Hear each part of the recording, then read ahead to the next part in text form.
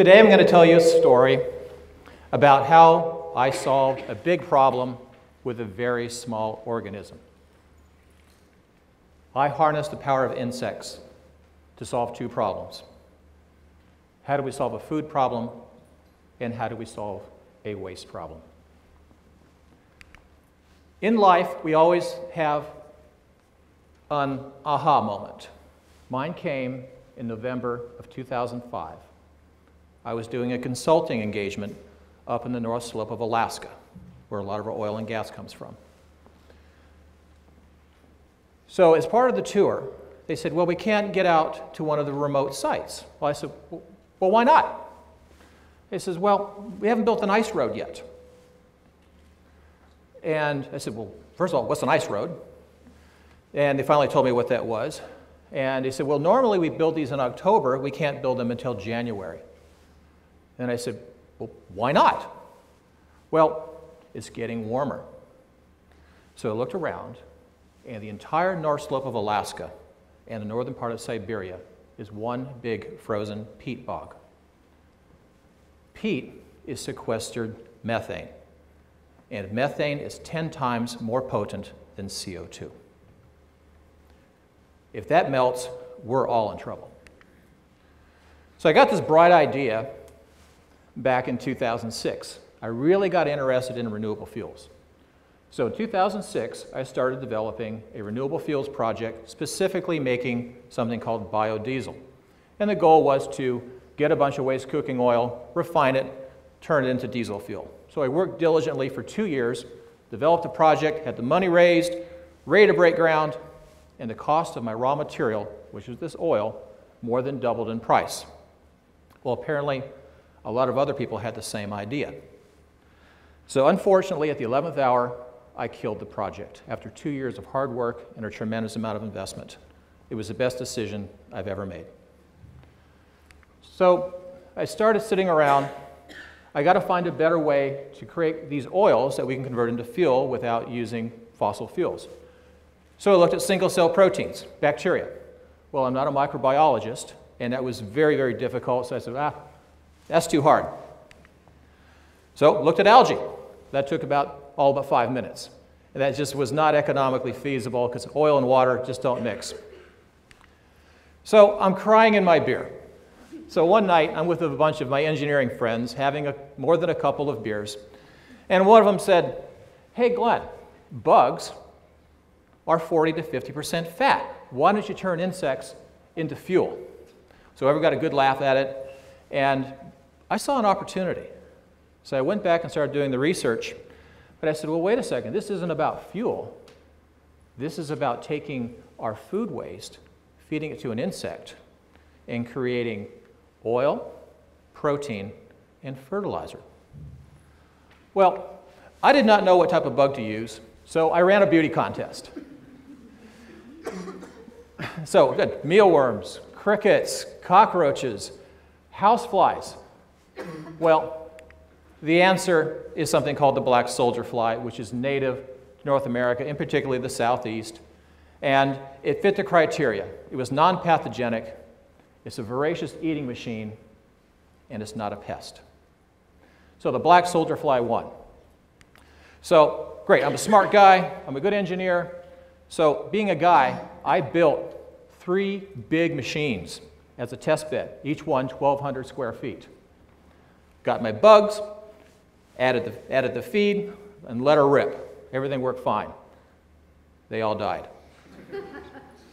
So being undaunted, I tried again. They died. So the third time's a charm. Guess what happened? They died. Well, I violated a couple of prime rules. Don't do ready, fire, aim. So I backed up and broke the problem into its individual subsystems. The life cycle of an insect goes from an egg to a larva to a pupa to a fly. It's kind of like a self-licking ice cream cone. It just keeps going around and around and around. Well, the first goal was how to get them to mate. Now, to get a black soldier fly to mate, it's all about the right mood in the atmosphere. They want a hot, sultry summer day in South Carolina. There's got to be the right light, the right environment, and we even tried berry white. But what we got is we have these things mating on the coldest, nastiest winter day in Ohio. And every time they mate, we get between 500 and 900 eggs. So we solved that problem. The next one was, how do we convert all types of pre-consumer food waste? But the goal is to keep the odor down, not have a lot of ammonia, and process anything from meat, vegetables, grains, dairy products. And essentially we did it. So today, imagine thousands of square feet of undulating, munching. We're not going to use the M word. We like to call them associates. So our associates are converted into a fine powder, and people ask, well, how does it taste, Glenn? I said, well, it's kind of savory, but needs a little salt. But don't ask me, ask our friend the sloth bear, or bearded dragons, or our sugar gliders, and the girls never lie. But we didn't start off to try and feed zoo animals. We're trying to solve a bigger problem. So what we're doing here is we're trying to get a better use of the waste material from our country. Now today, 40% of the food we manufacture and grow in this country winds up in a landfill. That's criminal. There's a lot of activities. That's 35 million tons per year that winds up in a landfill. There's a lot of initiatives for composting, anaerobic digesters, where you take that food waste and you put it into an anaerobic digester and you get methane gas. We're after a higher use, is to take this waste, process it through an insect into a form that our livestock can eat. And it keeps it out of the landfill. Well, we're not the only ones that are thinking about this. In 2013, the United Nations put out a study about edible insects and how that could be used for food security. Today on the planet, we have over 7 billion people, and by the year 2050, well over 9 billion people. But today, 1 billion are chronically hungry. So as we begin to scale up, we already have shortages of arable land and shortages of water in the areas where the majority of the population growth is going to come from. So we need to find alternative ways to create protein to feed our livestock, and in some cases, feed people. Well, let's put this in context of current farming practice here in the United States. It's all about protein production per acre. So if you like beef, which I do, it takes 1 acre will get us about 20 pounds of usable protein per acre per year. Corn, about 200. If you move up to soy, between 300 and 500 pounds of usable protein per acre per year.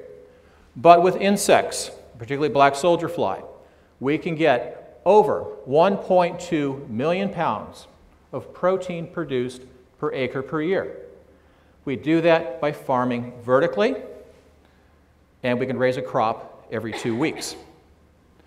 This shows wonderful promise for getting protein into our food chain to feed our livestock. As we mentioned before, the population is growing. Today, we have 1 billion people that are dependent on the oceans for their livelihood. Oceans are under severe pressure due to overfishing, pollution, and something called ocean acidification.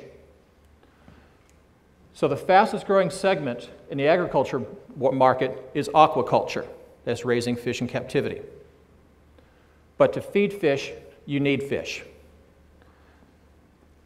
We harvest something called a sardine, an anchovy, or a menhaden. These are little small oily fish. Between 30 and 40 million tons of these fish are harvested annually, and they're pressed down into a meal which results in about 6 to 7 million tons of protein. That is used to feed farm-raised fish and other livestock. So in the aquaculture business, we like to call this the fish in, fish out ratio.